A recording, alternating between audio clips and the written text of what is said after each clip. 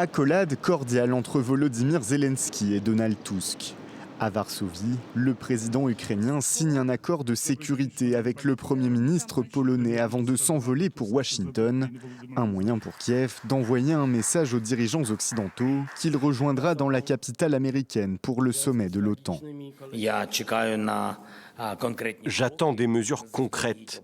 Nous discutons à l'avance du nombre de systèmes de défense aérienne que les partenaires de l'OTAN peuvent nous fournir.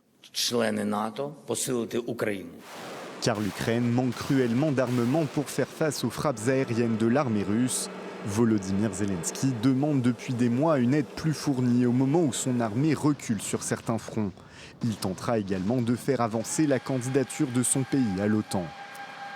Ce 75e sommet se tient dans un contexte d'incertitude politique. Des dirigeants comme Olaf Scholz ou Emmanuel Macron sont affaiblis par des déconvenues électorales.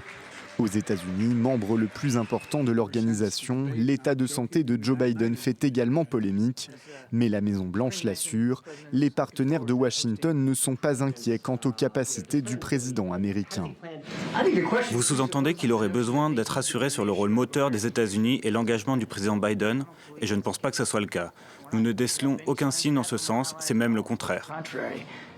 Un éventuel retour de Donald Trump aurait des conséquences négatives pour l'OTAN, cible régulière du milliardaire républicain qui pourrait réduire les financements américains à l'Alliance s'il était réélu.